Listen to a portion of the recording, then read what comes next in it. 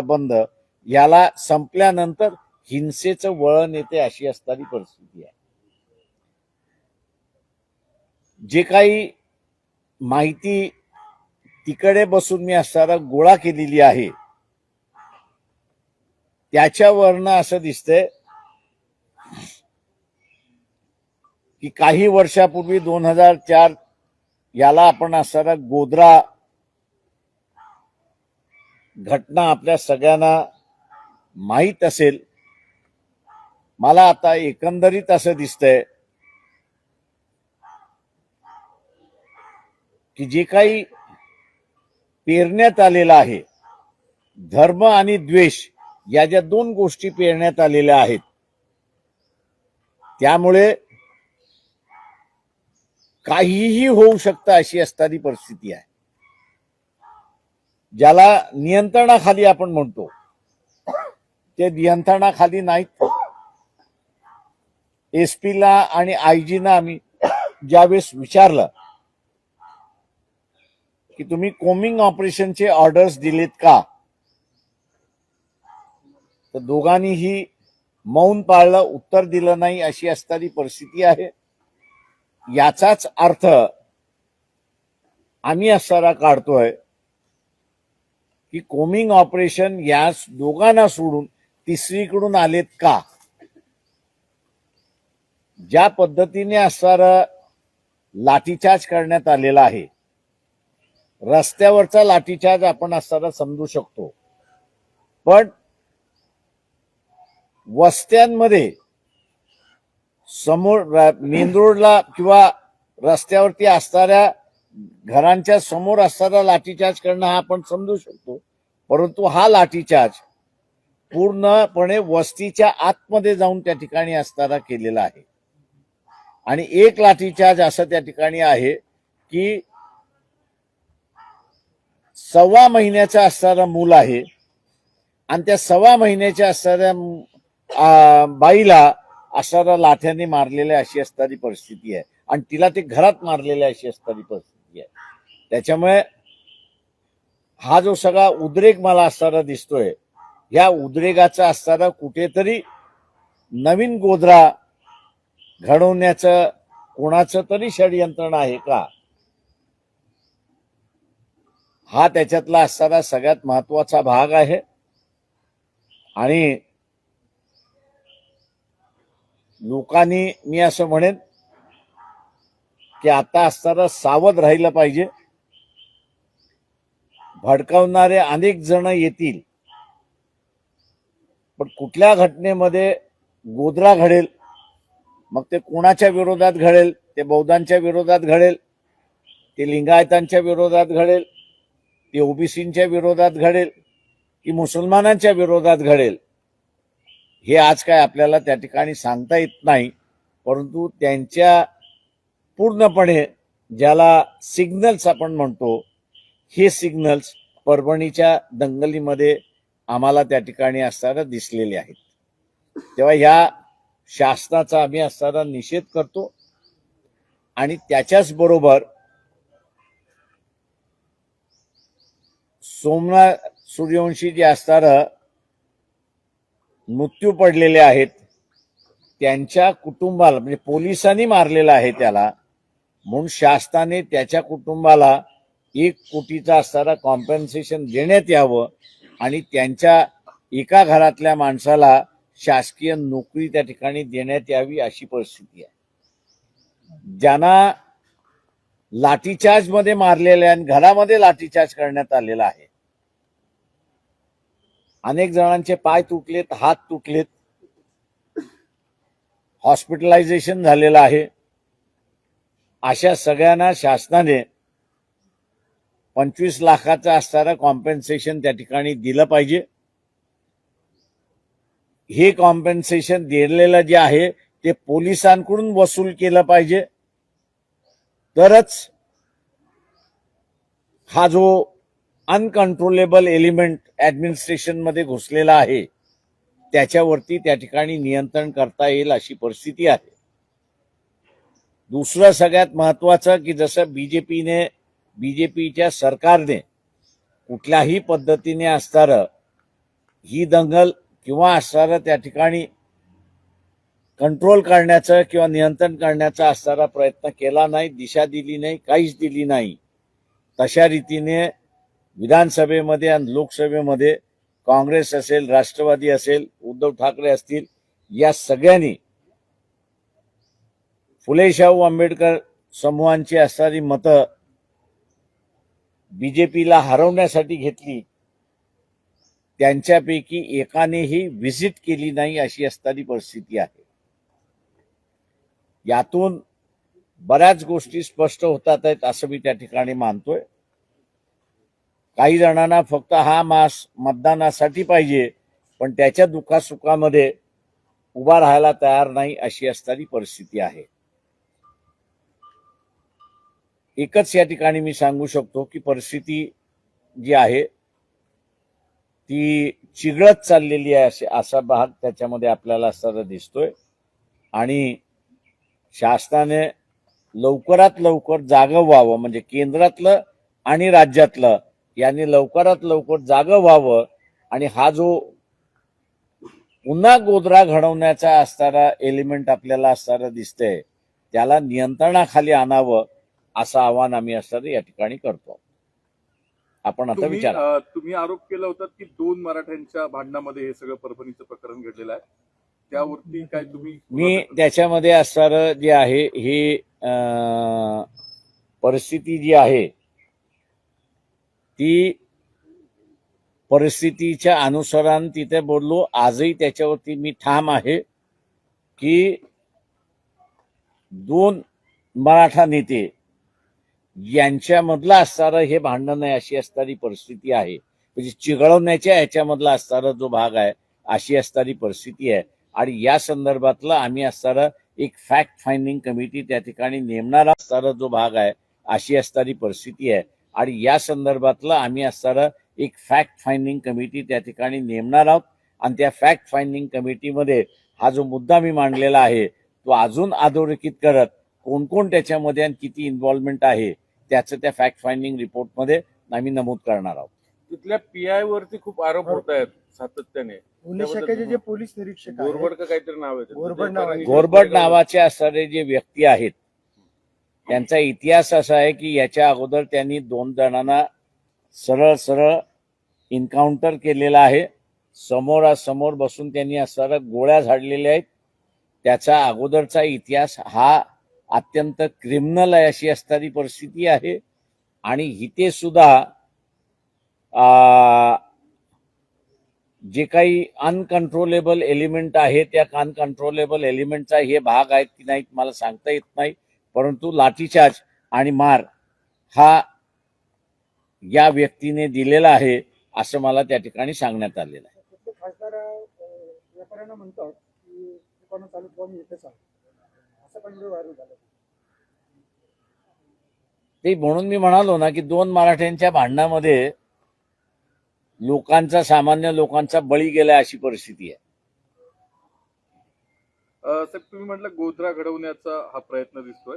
कोण हा प्रयत्न करते, कशासाठी करते, काय त्याच्या मागचं मी उद्देश? असं म्हणालो की मला जे सायन्स दिसले तिथे त्या दंगलीच्या संदर्भातलं किंवा तिथल्या असणाऱ्या वातावरणाच्या संदर्भातलं तर एक सेन्स तिथे असणारा जो आला मला तो मी आपल्यासमोर या ठिकाणी मांडला की पुन्हा गोधरा घडण्याची शक्यता मला त्या ठिकाणी दिसते.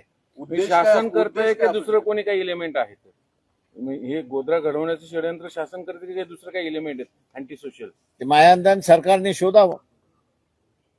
निवडणुकीच्या आधीपासून म्हणजे अलीकडच्या एवढी मोठी दंगल झाल्यास आश्चर्य वाटायला नको. त्याचीच धागा किंवा त्यातच हे पुढे सगळं ते घडतंय. माझं स्वतःचं असणारं एक आहे त्यामध्ये की सूर्यपी तिथे परभणीतल्या रहिवाशांनी या बंदला पूर्णपणे पाठिंबा दिला. त्यांना कुठल्याही पद्धतीचा असणारा मी ज्याला असं म्हणेन की त्यांचा विरोध नाही, उलट असं घडलं परभणीमध्ये याच्याबद्दल त्यांची असणारी खंत आहे आणि ती माझ्याकडे सुद्धा त्यांनी असं व्यक्त केली. परंतु अनेक दंगली आणि अनेक घटना या पाहत आलेलो आहे, बघत आलेलो आहे. त्याचा अभ्यासही करत आलेलो आहे. आणि त्याच्यामुळे या दंगलीमध्ये ज्याला अनगायडेड मिसाईल, मी हा जो शब्द वापरला होता, तो मला फार मोठ्या प्रमाणात या ठिकाणी दिसलेला आहे.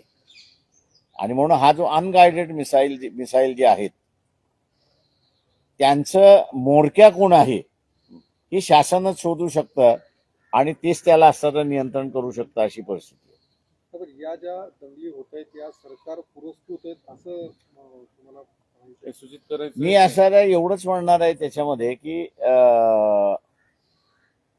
याचा जो एक सेन्स आहे, दंगलीतला जो एक सेन्स आहे, किंवा त्यांनी लाठीचार्ज केला, त्या लाठीचार्जच्या याच्यामध्ये जे काही वक्तव्य होतं त्या वक्तव्यावरनं ज्याला द्वेष आपण असणारा म्हणतो, किंवा तुम्ही आमच्या जागा खाल्ल्या, तुम्ही आता सगळे पुढारलेले आहात, तुम्ही आता असताना आमचं सगळं हिसकावून घेताय, अशी जी भाषा आहे ही भाषा मनुवाद्यांची भाषा आहे. त्याच्यामुळे हे मनुवाद्यांचे एलिमेंट कोण आहे हे शासनाने शोधलं पाहिजे. तर अमित शहाचं कालचं स्टेटमेंट खूप व्हायरल होतंय बाबासाहेबांसंबंधीचं. यातनं काय म्हणजे त्यांची आरएसएसची विचारधारा तर सर्वश्रुत आहे. ते मी एवढंच सांगेन की घटना समितीचे चेअरमन म्हणून जे काही बाबासाहेब त्यावेळेस करत होते त्याला असणारा उघड विरोध होता, ही वस्तुस्थिती होती. आणि त्याच्याच बरोबर ज्यावेळेस असणारं हिंदू सुधार कायदा अशी संकल्पना, असा जर प्रयत्न त्यावेळेस झाला असेल तर त्याच्यामध्ये हिंदू महासभा होती, RSS होती, साधू संतांच्या संघटना होत्या. त्यावेळेस काही RSSचं कुठलं म्हणजे मनुवाद येतो, अशी असताना परिस्थिती आहे.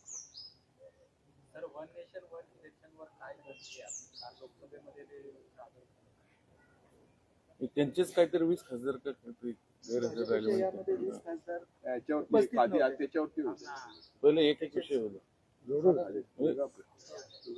म्हणजे मी असं म्हणेन, काँग्रेस पक्षाकडे 5-6 दिवस आहेत या संदर्भातली भूमिका घेण्याच्या संदर्भातलं. जे 2 बिल इंट्रोड्यूस केलेले आहेत, एक युनियन टेरिटरीसाठी आणि एक नॉन युनियन टेरिटरीसाठी, काँग्रेसने ह्या जर 5-6 दिवसामध्ये भूमिका घेतली नाही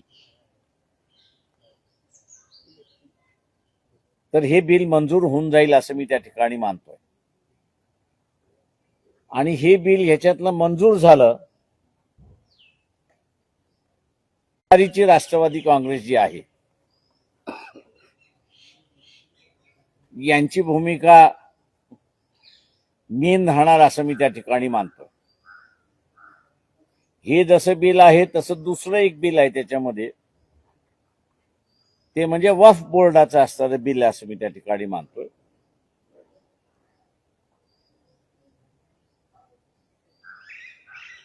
हे 5-6 दिवस माझ्या अंदाजानं येणाऱ्या पुढच्या कालावधीला शेप देतील असं मी त्या ठिकाणी मानतोय. आणि मी जसं म्हणालो की काँग्रेसच्या भूमिकेवरती फार मोठी मदार आहे असं अशी परिस्थिती आहे. त्यावर सरकारकडनं असं सांगण्यात आलं की हे विधेयक आता JPC कडे जाईल, JPC त्याच्यावरती चर्चा होईल नवीन पार्लमेंटमध्ये, त्यामध्ये सगळेच असतील, त्यानंतर पुन्हा ते प्रोड्यूस होईल आणि मग पुन्हा त्याच्यावरती चर्चा होईल. तर चर्चेतून त्यातनं मार्ग म्हणजे काही तोडगा निघणार असेल तर ते योग्य असणार आहे का? त्यातनं मार्ग म्हणजे काही तोडगा निघणार असेल तर ते योग्य असणार आहे का? प्रश्न त्याच्यामधला आपण असं एक लक्षात घ्या, मतदार राजा की निवडून आलेला प्रतिनिधी हा राजा, हे बिल नेमकं काय साधतंय? तर हे बिल 5 वर्षासाठी निवडून दिलेलं सरकार कायम राहील हे त्या ठिकाणी बघतंय. त्याच्यामुळे डिक्टेटरशिप ही येण्याचा मार्ग मोकळा झाला हे आपण असताना लक्षात घ्या. या बिलामुळे काल जे वक्तव्य मी ऐकलेलं आहे की आम्ही कुठलंही स्ट्रक्चर त्या ठिकाणी डिस्ट्रॉय करत नाही. दुर्दैवाने बेसिक स्ट्रक्चर पार्लमेंटरी डेमोक्रेसीचं जे आहे तेच तुम्ही मोडताय. पार्लमेंटरी डेमोक्रेसीमध्ये लोकांना जेव्हा पाहिजे तेव्हा इलेक्शन ही लोकांच्या इच्छेप्रमाणे 5 वर्षाच्या आतमध्ये लोकांनी इच्छा व्यक्त केली नाही तर नियमाप्रमाणे 5 वर्षानंतर इलेक्शन होणार. आता पहिला बळी जो गेला की लोकांच्या इच्छेचा असणारा बळी गेला की त्यांना असं वाटतंय की आपण निवडून दिलेला प्रतिनिधी यांनी आता विश्वास गमावलेला आहे आणि म्हणून पुन्हा निवडणुका जायच्या आहेत. हा बेसिक फीचर जो आहे तो बेसिक फीचरच आपण त्या ठिकाणी हाणून पाडतोय अशी असणारी परिस्थिती आहे. आणि म्हणून हे जसं आहे तशाच रीतीने आपल्याकडे असणारं राज्याचा स्वतःचा स्वायत्तेचा अधिकाराचा क्षेत्र आहे आणि केंद्राचं स्वतःचं स्वायत्तेचा राज्याचा अधिकार आहे. आता या अधिकारामध्ये राज्यांना त्यांच्या राज्यामध्ये पार्लमेंट आणि लोकसभेच्या इलेक्शन कशा घ्याव्यात जर पार्लमेंटने कायदा केला नसेल तर त्यांना रेग्युलेट करता येतं अशी असणारी परिस्थिती आहे. म्हणजे राज्यांची जी स्वायत्ता आहे ती स्वायत्ता ह्या ठिकाणी संपते हे आपण असताना लक्षात घ्या. तुम्ही आता शरद पवारांच्या राष्ट्रवादीचा उल्लेख केला. शरद पवारांना काही दिवसांपूर्वी अमित शहा भेटायला आले होते त्यांच्या वाढदिवसानिमित्त. आज शरद पवार मोदींना भेटायला गेलेत. तुम्हाला काय वाटतं की बिलापुरतच मर्यादित राहील की पुन्हा, कारण जी चर्चा सुरू आहे की एनडीए मध्ये सुद्धा यांचा सहभाग असण्याची शक्यता आहे? ते मी देशाच्या पुढच्या राजकारणाच्या संदर्भातला असताना मगाशी बोलत होतो. हे बिल मंजूर झालं तर पॉलिटिकल पार्टीज संपल्या आणि या संदर्भातल्या असणाऱ्या अनेक राज्यांच्या पार्टीजने ही चिंता व्यक्त केलेली आहे. ही चिंता फक्त कोणी व्यक्त केलेली नाही तर एनसीपी ज्यांचं सिंबॉल तुतारी आहे त्यांनीच या संदर्भातलं वक्तव्य केलेलं नाही अशी परिस्थिती आहे. उलट सुप्रिया सुळे यांचं असणारं वक्तव्य जर खरं मानलं सभागृहातलं तर त्यांनी स्वागत केलं, फक्त जेपीसी मध्ये जावं एवढंच म्हटलेलं आहे. त्यांच्या भूमिकेविषयी थोडं अजूनही साशंकता आहे. फ्युचर पॉलिटिक्स कसं, म्हणजे फ्युचर या देशाची रचना कशी राहील हे बिल जर आलं तर मी जसं म्हणालो डिक्टेटरशिपकडे आहे. हे बिल थांबवले गेलं तर आजचे राजकीय पक्ष आणि डेमोक्रेसी ही शाबूत राहते अशी परिस्थिती आहे. तर तुम्ही निवडणूक आयुक्तांना पत्र दिलं होतं राज्याच्या ईव्हीएमच्या संदर्भात, काही माहिती मागवली होती. माहिती आली आहे का, काही उत्तर दिले आणि तुमचं त्या संदर्भातलं लढाचं? ते आम्ही आता असणारं जे आहे ते जे चीफ इलेक्टोरल ऑफिसर आहेत महाराष्ट्राचे, जे इलेक्शन कमिशनचे जे प्रतिनिधी आहेत त्यांना असणारं आम्ही एक पत्र लिहिलं होतं. त्याचं अजून उत्तर आलेलं नाही. आम्ही या 30 तारखेपर्यंत असणारं त्यांचं उत्तर येतं काय हे पाहणार आहोत. त्या पत्रामध्ये आम्ही असणारं म्हणालो होतो की इलेक्शन कमिशनची वेबसाईट अशी म्हणते की 6 नंतर 75 लाखाचं मतदान झालेलं आहे. आता त्याची फोड काही जण सांगतात की 5 आणि 6 मध्ये झालेलं मतदान जे आहे तेही इन्क्लूड आहे असं त्या ठिकाणी सांगितलं जाते. आम्ही त्याचं डिस्प्यूट करत नाही आहोत. आम्ही एवढंच फक्त त्यांना असं विचारलेलं आहे की 6 नंतरचं जे मतदान झालेलं आहे पोलिंग स्टेशन्सवरती, त्या प्रत्येक पोलिंग स्टेशनवरती नियम असा आहे की त्याला काउंटर द्यावं लागतं, म्हणजे त्याला असं टोकन द्यावं लागतं. तर ते टोकन दिले आहेत का, आणि ते टोकन दिले असतील तर किती टोकन दिलेले आहेत याचे फिगर्स आम्ही असं त्या ठिकाणी मागितलेले आहेत. काही रिटर्निंग ऑफिसरकडे सुद्धा आम्ही असं ती माहिती मागितलेली आहे काही रिटर्निंग ऑफिसरने आमच्या इथं किती टोकन वाटप करण्यात आले अख्ख्या विधानसभा मतदारसंघामध्ये त्याचीही त्यांनी असताना आकडेवारी दिलेली आहे. जरांगे पाटील पुन्हा एकदा 25 जानेवारी पासून उपोषणाला बसतात आणि दुसरीकडे छगन भुजबळांना मंत्रिमंडळाच्या बाहेर ठेवले, ते पण नाराज आहेत. ओबीसी किंवा जरांगेंना विरोध केला, ओबीसीची बाजू घेतली म्हणून बाहेर ठेवलं असं भुजबळांचं म्हणणं आहे. तो त्यांच्या इंटरनल पक्षाचा प्रश्न आहे, त्याच्यावर मी काही भाष्य करत काय भुजबळ कुठे जातील? जी काही नो समज आयडिया. नाही. जरांगे उपोषण करतायत पण तुम्ही काय सांगा नाही, नाही, भाजपमध्ये ते फार कार्यकर्त्यांची असे मागणी छगन खूप भुजबळ असे फार पुढे मोठे जाऊ. नेते आहेत, त्यांना सल्ल्याची गरज नाही, ते स्वतः निर्णय घेतात. पण त्यांच्या भूमिकेमुळे ज्या पक्षाला फायदा झाला विधानसभेच्या इलेक्शन मध्ये ते थोडं स्पष्ट दिसतंय ना तिकडे. आता ते प्रत्येक पक्षाने ठरवायचं की फायदा झाला न झाला. ओबीसीच्या हितासाठी राज्यामध्ये सगळ्यात आधी जी पहिल घेतली ती तुम्ही घेतली होती ओबीसी परिषदेच्या माध्यमातून वगैरे, आणि आज त्याच ओबीसीचं हा शब्द वापरत छगन भुजबळ किंवा एकूण ओबीसी कार्यकर्ते ओबीसीवरती अन्याय होतोय असं बोलतायत. खरोखर ओबीसीवरती त्या म्हणजे जरी त्या पक्षात आहे असं ओबीसीवरती अन्याय होतो असं तुम्हाला वाटतं? मास ओबीसी वरती अन्याय असं झालंय का असं तर मला कोणी विचारलं.